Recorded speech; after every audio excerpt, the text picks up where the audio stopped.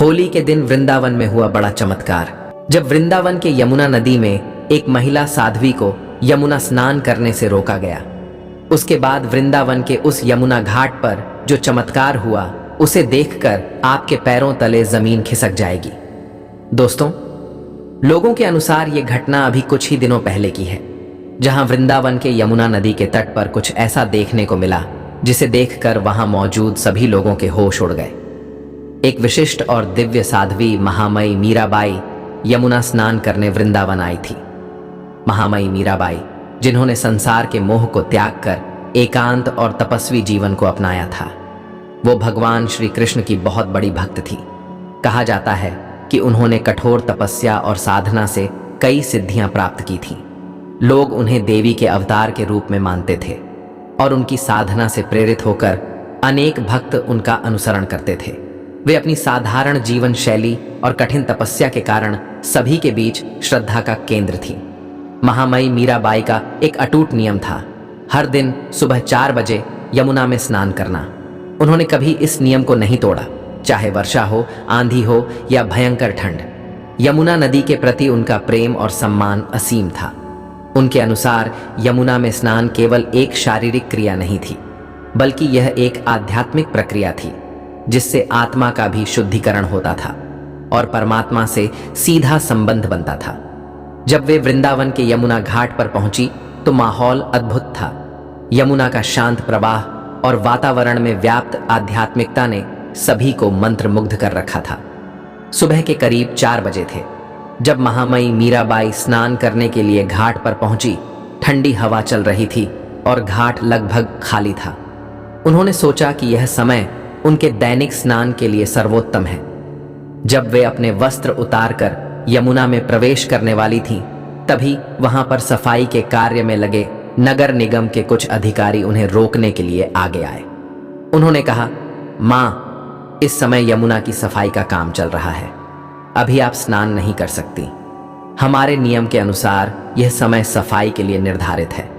महामयी मीराबाई ने शांत स्वर में कहा, यमुना मां सबकी है और यह मेरा नित्य नियम है कि मैं सुबह 4 बजे यमुना में स्नान करती हूँ।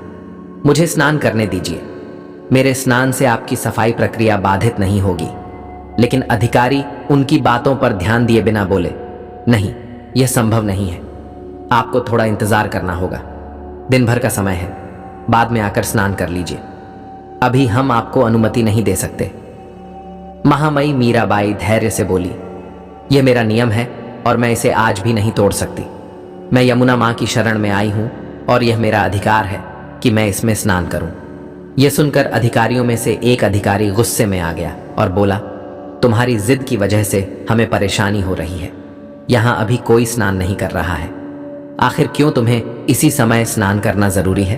तुम्हारे अंदर कुछ भी विशेष नहीं है। व्यर्थ की बातें बनाना बंद करो और यहां से जाओ। महामयी मीराबाई अब भी शांत रही। उनका चेहरा बिल्कुल धैर्य से भरा हुआ था। उन्होंने बिना किसी प्रतिक्रिया के यमुना तट पर एक चट्टान पर बैठकर ध्यान लगाने का निश्चय किया। उन्होंने अपनी आंखें बंद की और साधना में लीन हो गई। अधिकारी और सफाई कर्मी यह सोचकर संतुष्ट हो गए कि अब कोई समस्या नहीं होगी। उन्होंने फिर से सफाई का काम शुरू करने की कोशिश की, लेकिन तभी एक अजीब घटना घटी। सफाई की सारी मशीनें जो यमुना से कचरा निकालने के लिए लगाई गई थीं, अचानक काम करना बंद कर दिया। मशीनों के सभी प्रयास असफल हो रहे थे। अधिकारियों ने कई बार मशीनों को चालू करने की कोशिश की, लेकिन कोई फायदा नहीं हुआ। मशीनों के खराब होने से अधिकारी घबरा गए। उन्होंने इंजीनियरों की एक टीम को बुलाया, जिन्होंने मशीनों की जांच की, पर कोई भी तकनीकी समस्या नहीं मिली। मशीनें पूरी तरह से ठीक थीं, लेकिन वे चालू नहीं हो रही थीं। ये देखकर सभी हैरान थे। उसी समय में एक सफाई कर्मी जो पहले कभी महामयी मीराबाई से मिला था, उन्हें ध्यान मुद्रा में बैठा देख चौंक गया। वह तुरंत उन्हें पहचान गया। उसने अधिकारियों से कहा, यह साध्वी कोई साधारण साध्वी नहीं है, यह महामयी मीराबाई है, जिनकी सिद्धियां अद्भुत हैं। जब मैं छोटा था तो एक गंभीर बीमारी से ग्रसित हो गया था, तब इन्हीं के आशीर्वाद से मैं ठीक हुआ था। हमें इनसे माफी मांगनी चाहिए, क्योंकि उनका अपमान करने के कारण ही मशीनें काम नहीं कर रही हैं। यह सुनकर अधिकारी हक्के बक्के रह गए। उनको समझ में आ गया कि उनका व्यवहार गलत था। वे सभी महामयी मीराबाई के पास गए और उनके चरणों में गिरकर माफी मांगी। उन्होंने कहा, मां, हमसे बहुत बड़ी भूल हो गई है। हमें समझ नहीं आया कि आप कौन हैं। कृपया हमें क्षमा करें। महामयी मीराबाई ने आंखें खोली और मुस्कुराते हुए बोली, यमुना मां सबकी है और किसी का भी यमुना पर विशेष अधिकार नहीं है। साधुओं का पहला अधिकार होता है, क्योंकि वे यमुना की महिमा को समझते हैं। लेकिन यह भी जरूरी है कि हम सब मिलकर एक दूसरे का सम्मान करें। मैं आपको क्षमा करती हूं। इसके बाद महामयी मीराबाई ने यमुना में स्नान किया। जैसे ही उन्होंने यमुना में स्नान किया, उसी क्षण मशीनें फिर से चलने लगी।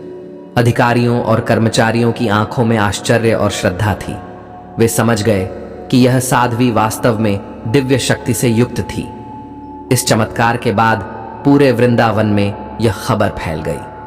दोस्तों, आप इस घटना के बारे में क्या कहेंगे, हमें कमेंट बॉक्स में जरूर बताइएगा। अगर आपको यह वीडियो पसंद आया तो वीडियो को लाइक करें, कमेंट करें और इस वीडियो को ज्यादा से ज्यादा शेयर करें। जय श्री राधे कृष्ण।